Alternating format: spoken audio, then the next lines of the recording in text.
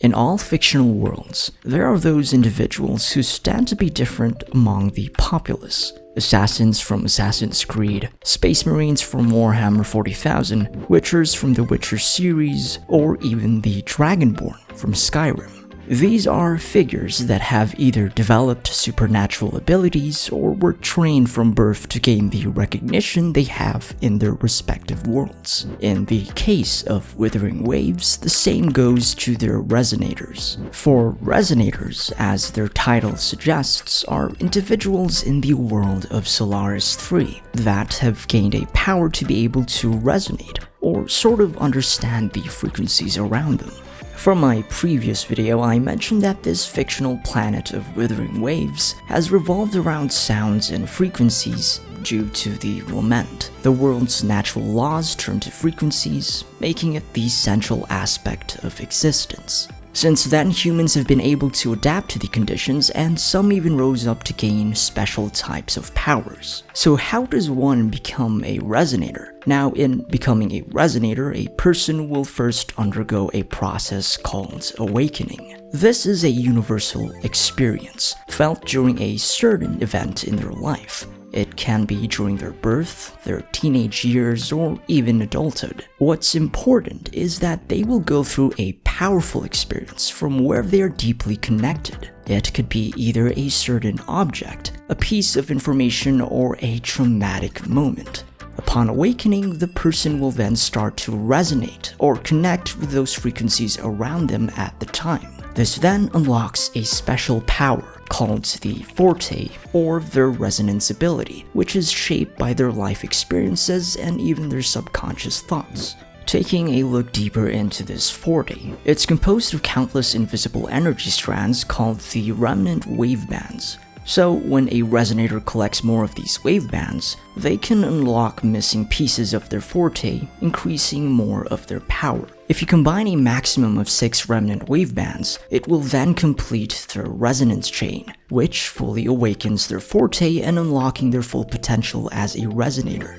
In the game's mechanics, this waveband is a copy of the character you pulled for. We can see these wavebands when we go to the banners shop. With that, the more you get a copy of the character, a maximum of 6 copies, you'll get a full chain of their abilities and thus deal more big damage. To relate it to Genshin's terms, let's take Kazuha as an example. Awakening is similar to that of when Kazuha got his vision, giving him control of one of the elements. Forte for how Kazuha uses Anemo as his power, and the waveband for Kazuha's constellations. As you reach his C6, the more he gets stronger. Now, I also want to add that when a person finally becomes a resonator, other than gaining powers through their Forte, they will also have a resonance spectrum pattern, or RSP. It's sort of like a fingerprint that shows the kind of power they have, how their abilities might evolve or interact with others, or how they behave.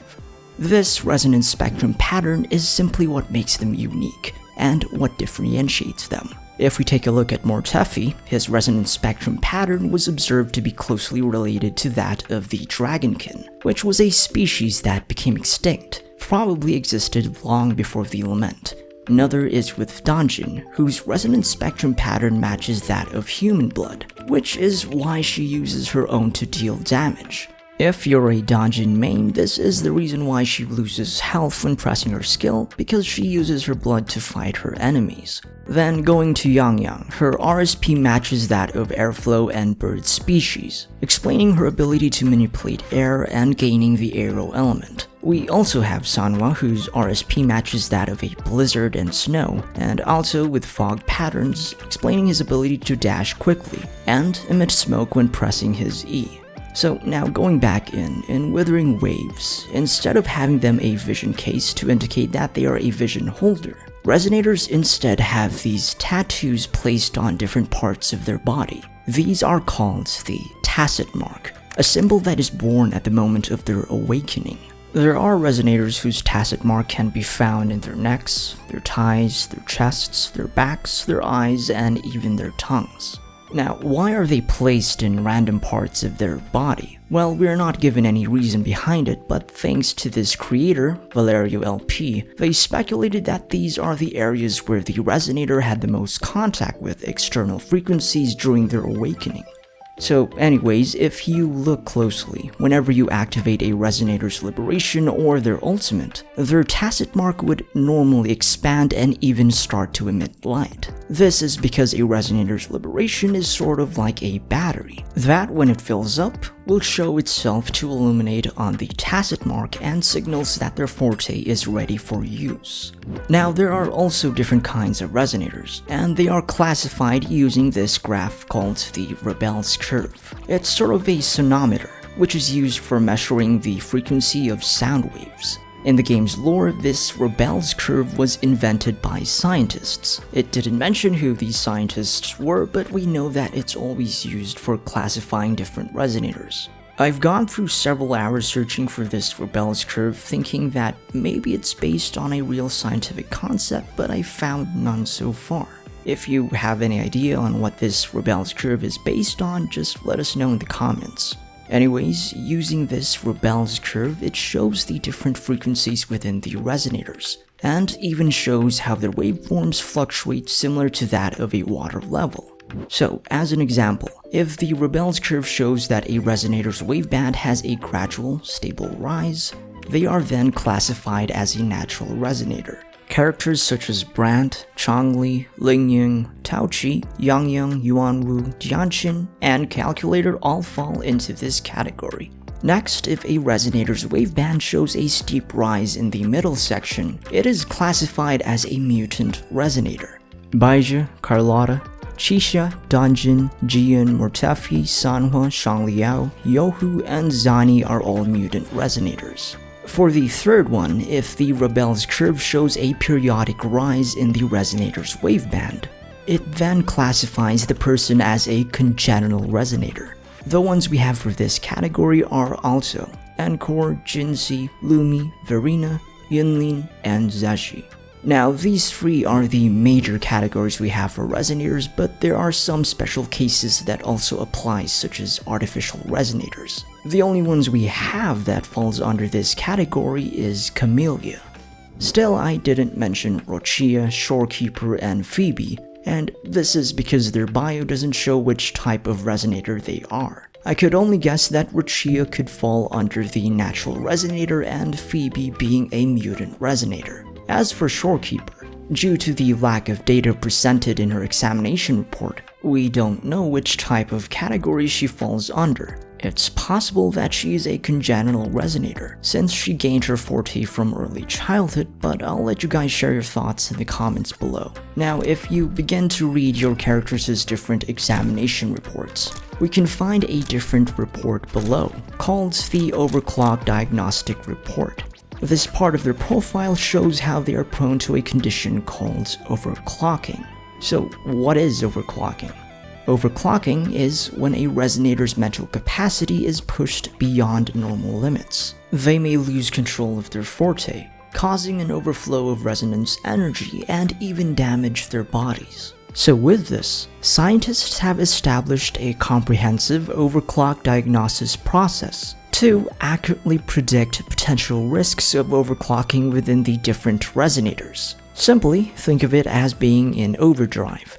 Do take note that resonators experience different effects of overclocking because of their resonance spectrum patterns, which I mentioned earlier. I'll try to give an example later. Now, anyways, while overclocking does sound dangerous, there are also benefits when a resonator begins to experience overclocking. Let's take Yang Yang as an example. In her diagnostic report, it mentions that she gained a heightened perception, being able to sense frequencies much stronger. Though she did fall into a coma afterwards, this detail indicates that overclocking could be used as a last resort for survival, since it also provides certain benefits such as a stronger perception, increased speed, and a stronger forte. However, this only happens if the resonator has a high risk of overclocking.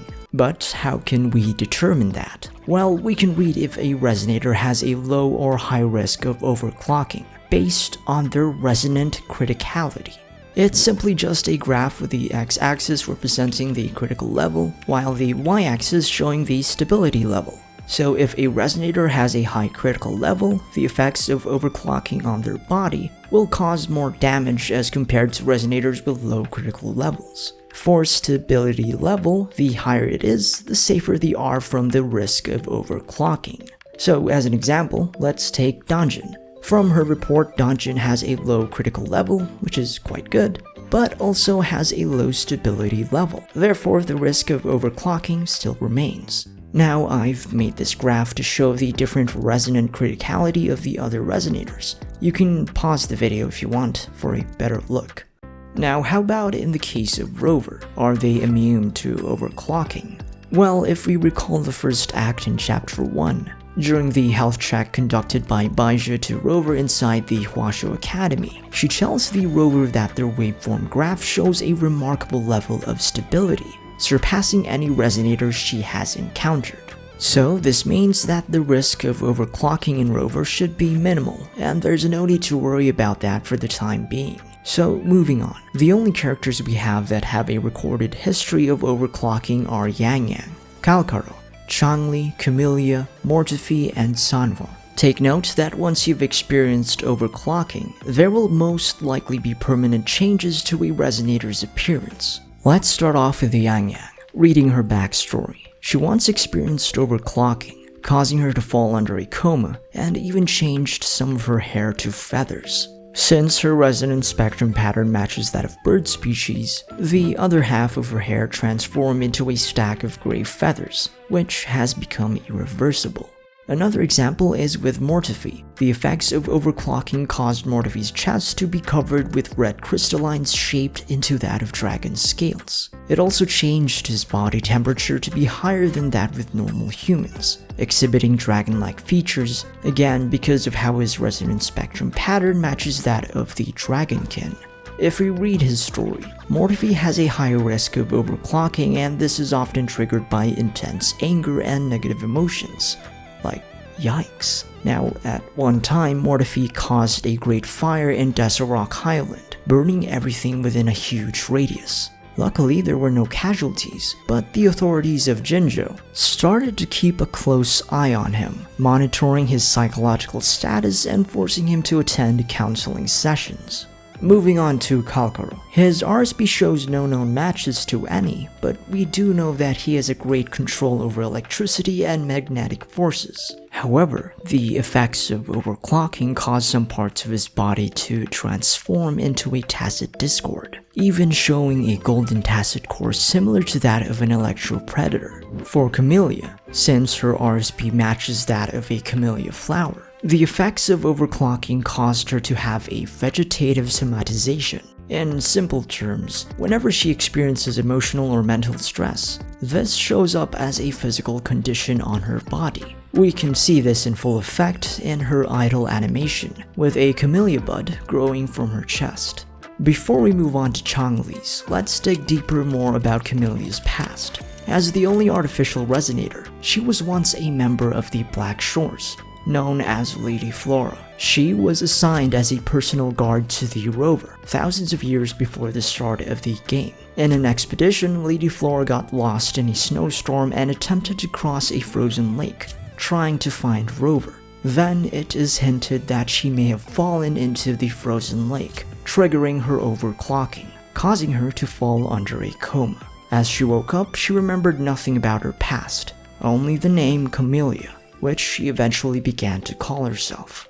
Now, this is just a basic summary, but there's more to Camellia's story, which I will separate into another video, highlighting her tragic tale and explaining the reason why she always longs to be beside Rover. So anyways, for Changli, her resonance spectrum pattern matches that of fire and of a phoenix. Because of this, the effects of overclocking caused a burn on her left hand as well as a shortened lifespan. Lastly, for Sanhua, since her RSP matches that of snow, overclocking causes her to bring out huge blizzards. For its effects, it resulted in a quicker erosion of her body and turning her left eye from gray to red. Now, with all that said, is there a remedy or medicine to prevent overclocking? Well, other than having a stable emotional or mental state, they have the resonance potions, which we use to upgrade our characters' level. In the game's lore, resonators would drink these potions to allow them to reach more of their forte's potential and take a good control over their powers without the risk of overclocking. But who created these resonance potions? Now, all we know is that a powerful resonator made them, and if we could guess who this could be, it's likely to be our protagonist, Rover, since they were titled as the first resonator. For reference, this was highlighted from the archives inside the Huashu Academy. Lastly, being a resonator is not exclusive to our playable characters. We also have resonators as NPCs such as Fulmi, Nyarla, and even common enemies such as the Exiles. We can see an example of an exiled resonator with these two, and it's plainly shown that they exhibit some powers. For the upcoming resonators such as Cartithia and Lupa, what do you think about which category they will fall into? For me, I think Cartithia will be a congenital resonator while Lupa will be a mutant resonator. Still, we'll just have to wait until they are released in version 2.4.